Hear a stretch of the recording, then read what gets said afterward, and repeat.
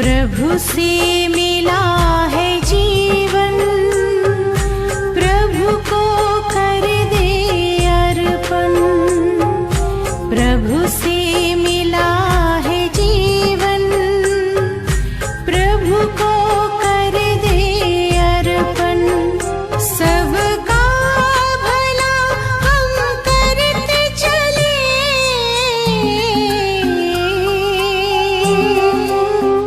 सबका भला हम करते चले, हर्षित हो धरा गगन। बस उसका कहना माने, फिर सब कुछ वो ही जाने।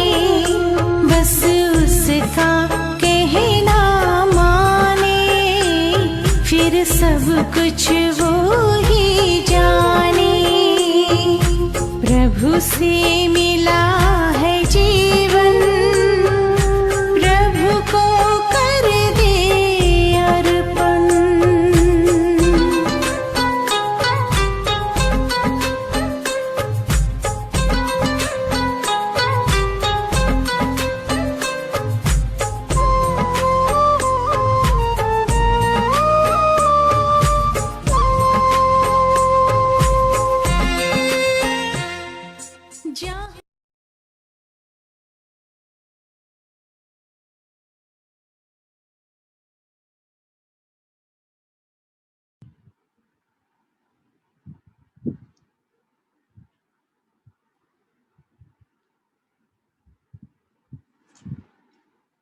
ओम शांति। आज 15 जून 2021। बाबा के मीठे बच्चे अतीन्द्रिय सुख का अनुभव करने के लिए सदा इसी स्मृति में रहो कि हम किसके बच्चे हैं। अगर बाप को भूले तो सुख गुम हो जाएगा। अतीन्द्रिय सुख का अनुभव करने के लिए सदा इसी स्मृति में रहो कि हम किसके बच्चे हैं। अगर बाप को भूले तो सुख गुम हो जाएगा। प्रश्न, बाप के मिलने की स्थायी खुशी किन बच्चों को रहती है? उत्तर, जिन बच्चों ने एक से अपने सर्व संबंध जोड़े हैं, जो एक बाप की याद में रहने की ही मेहनत करते हैं, किसी देहदारी को याद नहीं करते, उन्हें ही स्थायी खुशी रहती है। अगर देहदारी की याद है तो बहुत रोना पड़ेगा। विश्व का मालिक बनने वाले कभी रोते नहीं। गीत, बचपन के दिन भुला न देना, आज हंसे कल रुला न देना। ओम शांति। बाप कहते हैं, मीठे बच्चों, हम बेहद के बाप के बच्चे हैं, यह भूलो मत। यह भूले तो अपने को रुला देंगे। छीछी दुनिया में बुद्धि चली जाएगी। बाप की याद रहने से अतीन्द्रिय सुख भासता है। वह सुख बाप को भूल जाने से गुम हो जाएगा। हरदम याद रहना चाहिए कि हम बाबा के बच्चे हैं, नहीं तो अपने को रुला देंगे। सब भगवान के बच्चे हैं। सब कहते हैं, हे बाबा, हे परमपिता परमात्मा, रक्षा करो। परंतु बाप से रक्षा कब होती है, यह किसको भी पता नहीं है। साधु संत आदि कोई भी नहीं जानते कि बाप से हमको मुक्ति, जीवन मुक्ति कब मिलनी है, क्योंकि भगवान को ही कण कण में कह दिया है। अब तुम बच्चे बेहद के बाप को जान गए हो। मोस्ट बिलवेड बाप है, उससे प्यारी वस्तु और कोई होती नहीं। ऐसे बाप को न जानना बड़ी भारी भूल है।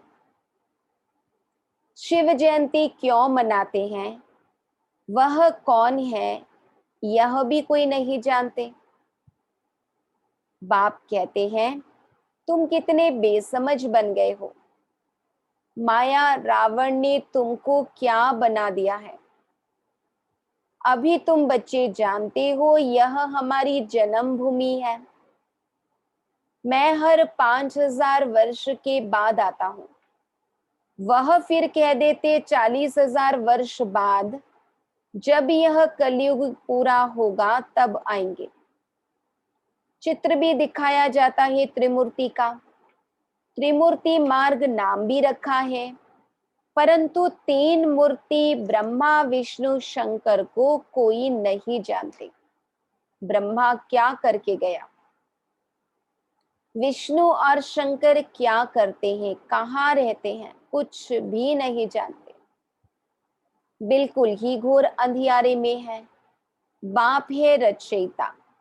उनकी यह कितनी बड़ी रचना है, कितना बेहद का नाटक है। इसमें बेहद के मनुष्य रहते हैं। आज से 5000 वर्ष पहले जब सतयुग था, भारत में जब इन लक्ष्मी नारायण का राज्य था, तो और कोई राज्य नहीं था। भगवती श्री लक्ष्मी, भगवान श्री नारायण को कहा जाता है। राम सीता को भी भगवान राम भगवती सीता कहते हैं। अब यह भगवान नारायण भगवती लक्ष्मी कहाँ से आए। बाबा कहते राज्य करके गए हैं, परंतु उनके जीवन कहानी तो एक भी नहीं जानते। सिर्फ गाते रहते हैं, हे भगवान दुख हरता सुख करता, परंतु यह किसकी बुद्धि में नहीं आता। वह दुख हरता सुख करता कैसे है, कौन सा सुख सबको दिया और कब सबका दुख हरा, कुछ भी नहीं जानते। तुम बच्चे अभी यहाँ राजयोग सीख रहे हो। किस लिए सीख रहे हैं, भगवती लक्ष्मी भगवान नारायण बनने के लिए। जानते हैं भगवती सीता भगवान राम भी बनने का है। 8 जन्म सतयुग में पूरे करके फिर राम सीता के राज्य में आने वाले हैं। 21 जन्म के लिए बेहद की राजाई तुम यहाँ स्थापन कर रहे हो। बाबा कहते तुम भगवती भगवान स्वर्ग के मालिक बन रहे हो। स्वर्ग कोई आसमान में नहीं है, यह भी किसको पता नहीं है। बिल्कुल ही तुच्छ बुद्धि है। कहते हैं फलाना स्वर्ग पधारा, परंतु समझते कुछ भी नहीं है। अच्छा, क्या क्रिश्चियन बौद्धी सब हेवन में जाएंगे। बाबा कहते वह बाद में आकर अपना धर्म स्थापन करते हैं। द्वापर में आते हैं अपना धर्म स्थापन करने, तो फिर वह स्वर्ग में कैसे आ सकते। स्वर्ग किसको कहा जाता यह भी उनको पता नहीं है। सन्यासी लोग कहते ज्योति ज्योत समाया, कोई फिर कहते निर्वाण धाम गया। निर्वाण भी तो लोक है ना, वह तो निवास स्थान है। ज्योति ज्योत में लीन होने की बात ही नहीं। ज्योति में मिल जाए तो फिर आधा ही खत्म हो जाए, आत्मा ही खत्म हो जाए। सॉरी, ज्योति में मिल जाए तो फिर आत्मा ही खत्म हो जाए, खेल ही खत्म हो जाता है। आत्मा यदि जाकर परमात्मा में लीन हो जाए तो फिर बाबा कहते खेल ही खत्म हो जाए, फिर तो कोई एक्टर ही ना रहे, ड्रामा ही पूरा हो जाए। पर हमने जाना ये अनादि अविनाशी खेल है, ये अनादि अविनाशी ड्रामा है। इस ड्रामा से कोई भी आत्मा छूट नहीं सकती, कोई भी मोक्ष को पा नहीं सकती। गीत का अर्थ भी कोई समझते नहीं है, न जीवन मुक्ति का अर्थ समझते हैं, न आत्मा परमात्मा का अर्थ समझते हैं। बचपन के दिन भुला न देना, आज हंसे कल रुला न देना। हम ज्ञान मार्ग में जब शुरू में चलते हैं सबकी बहुत मदद, बहुत सपोर्ट मिलता है, बाबा की भी बहुत मदद होती है। लेकिन जैसे जैसे ज्ञान मार्ग में पक्के होते हैं, माया की बहुत कड़ी कड़ी परीक्षाएं आती हैं, तो शिव बाबा कहते वैसे समय में बचपन को याद करो। कितनी कड़ी परीक्षा आए, कभी रोना नहीं है।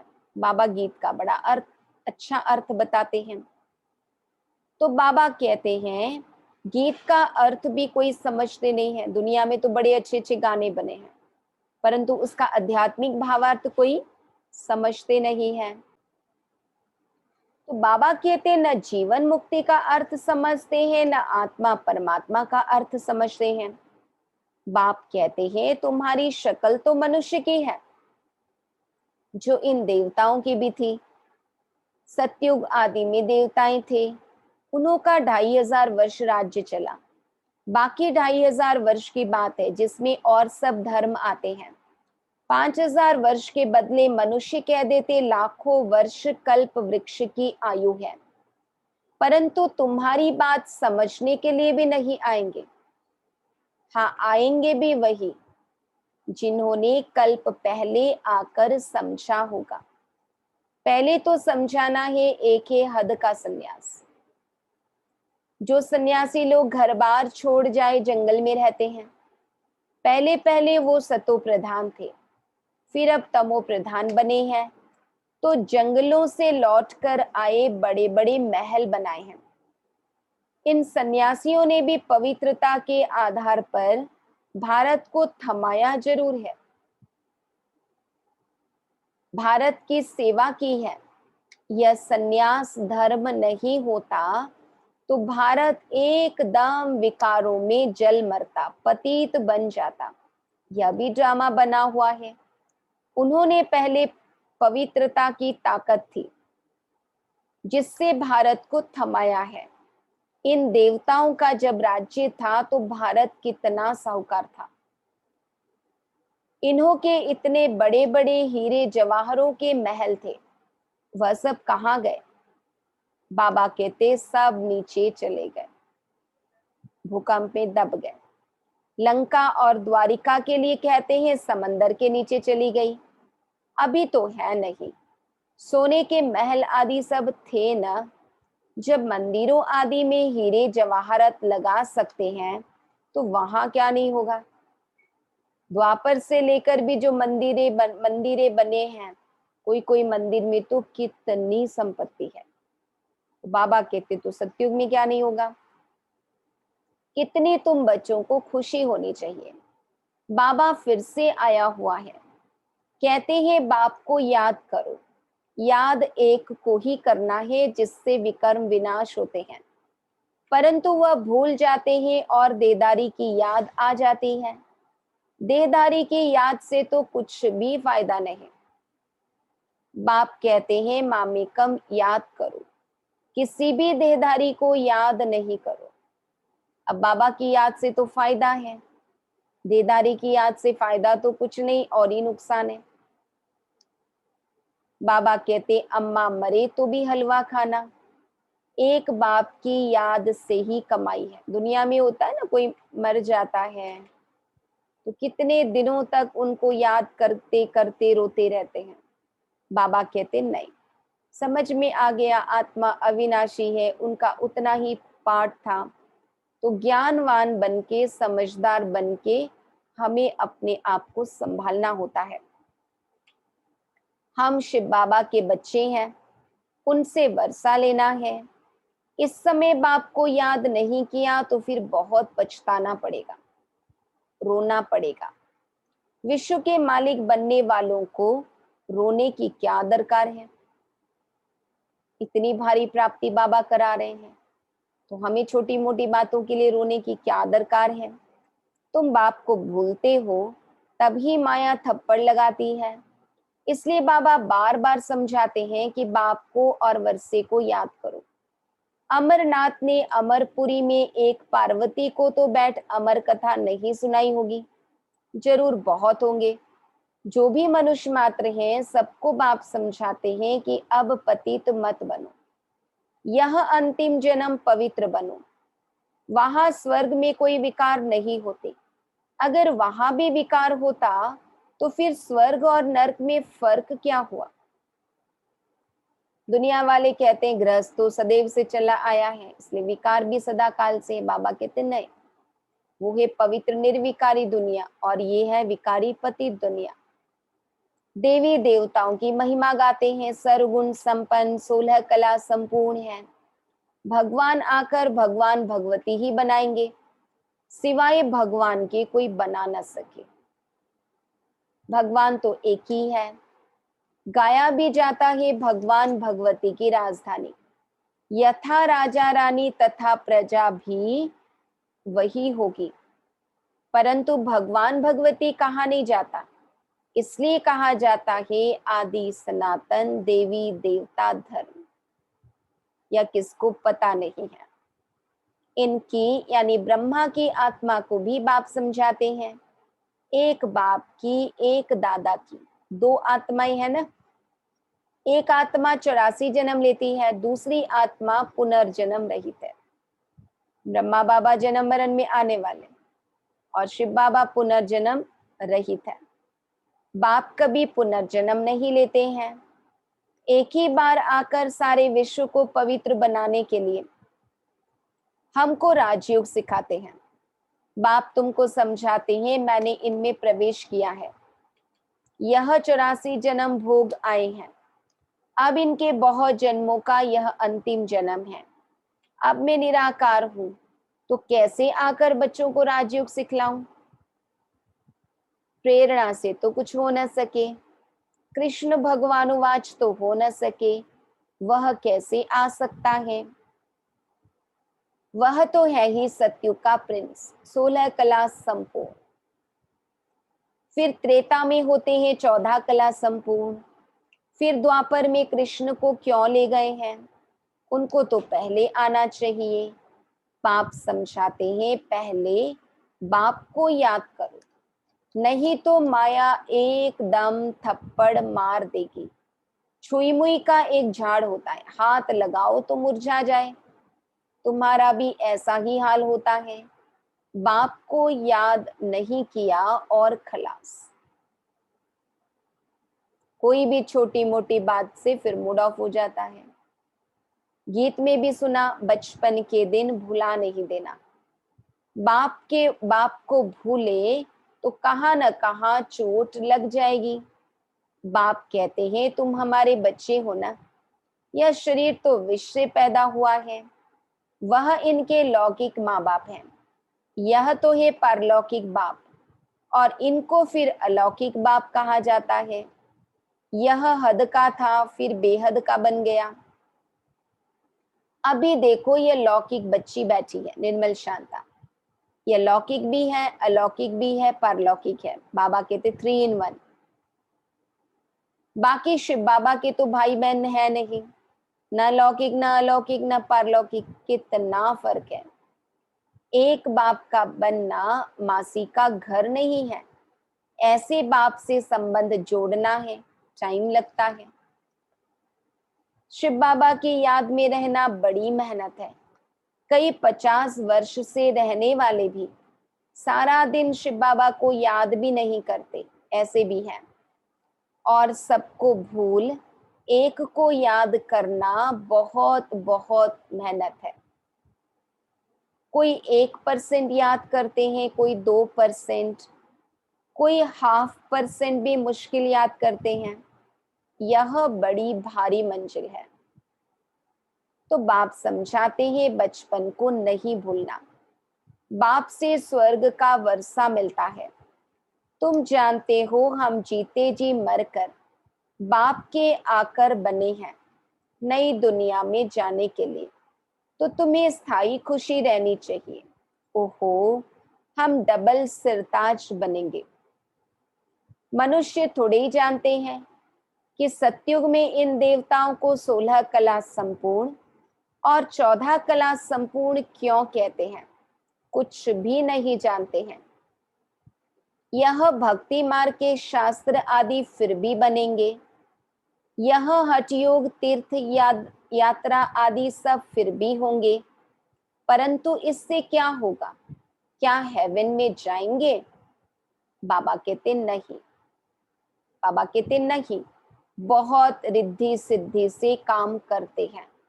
रिद्धि सिद्धि वाले बहुत हैं, हजारों मनुष्य उनके पिछाड़ी पड़ते रहते हैं। रिद्धि सिद्धि से बहुत घड़ियां आदि चीजें निकालते हैं। यह थोड़ी ही समझते हैं कि यह अल्प काल के लिए सब है। इसमें बहुत मेहनत करनी पड़ती है। बाबा का वर्षा लेने के लिए बहुत मेहनत करनी पड़ती है, अपने आप पर मेहनत। यह रिद्धि सिद्धि आदि सीखने की भी किताब होती है। कितने लाखों मनुष्य उनके पिछाड़ी पड़ते हैं। तुम बच्चे जानते हो, हमको बाबा से स्वर्ग का वर्षा मिलता है। इन आंखों से जो कुछ देखते हो वह नहीं रहेगा। बाप समझाते हैं, तुम अशरीरी आए थे, फिर शरीर साथ पाठ बजाया। अगर 84 लाख का हिसाब किताब बनाए तो 12 मास लग जाए। बाबा ने तो सेकंड में 84 जन्मों का हिसाब बता दिया। बाबा कहते हो ही नहीं सकता। आत्मा 84 लाख जन्म ले, 84 लाख योनियों में ले, नहीं हो सकता। 84 जन्मों का हिसाब किताब बताना तो बिल्कुल सहज है। तुम 84 का चक्र लगाते रहते हो। सूर्यवंशी है तो चंद्रवंशी नहीं। सूर्यवंशी घराना पूरा हुआ, फिर चंद्रवंशी बने। अभी तुम जानते हो हम ही ब्राह्मण वंशी, फिर देवता वंशी बनना है, इसलिए हम पढ़ाई पढ़ रहे हैं। फिर सीढ़ी नीचे उतरते उतरते वैश्य शूद्रवंशी बनेंगे। अभी अपने 84 जन्मों की स्मृति आई है, यह चक्र भी याद करना पड़े। बाप को याद करने से एवर हेल्दी एवर वेल्दी बनेंगे, पाप कट जाएंगे। चक्र को जानने से चक्रवर्ती बन जाएंगे। तुम जानते हो यह पुरानी दुनिया कब्रिस्तान बननी है, कुछ भी नहीं रहेगा, खत्म हो जाएगा। राम गयो रावण गयो जाके बहु परिवार। राम का कितना छोटा परिवार होगा सतयुग में, अभी रावण का कितना बड़ा परिवार है। बच्चे जानते हैं यह राजधानी स्थापन हो रही है। हर बात में पुरुषार्थ फर्स्ट है। जो अच्छा पुरुषार्थ करेगा अच्छा पद पाएगा, कम पुरुषार्थ करेगा तो कम पद पाएगा। बाप पुरुषार्थ कराते हैं। बच्चे मुझे याद करो। जिस बाप से अथाह स्वर्ग की बादशाही मिलती है, क्या उनको याद नहीं करेंगे? बाप स्मृति दिलाते हैं कि तुम स्वर्ग के मालिक थे, अब फिर से पुरुषार्थ कर स्वर्ग के मालिक बनो। अच्छा, मीठे मीठे सिक्के लदे बच्चों प्रति माता पिता बाप दादा का याद प्यार और गुड मॉर्निंग। रूहानी बाप की रूहानी बच्चों को नमस्ते। हम रूहानी बच्चों की रूहानी बाप दादा को याद प्यार गुड मॉर्निंग और नमस्ते। धारणा के लिए मुख्य सार, कभी भी किसी बात में छुई मुई नहीं बनना है। ईश्वरीय बचपन को भूल मुरझाना नहीं है। इन आंखों से जो कुछ दिखाई देता है उसे देखते भी नहीं देखना है। एक बाप की याद में ही कमाई है, इसलिए देदारियों को याद कर रोना नहीं है। बाप और वर्षे को याद कर विश्व की बादशाही लेनी है। वरदान, नॉलेज की लाइट माइट द्वारा कमजोर संस्कारों को समाप्त करने वाले शक्ति संपन्न भव।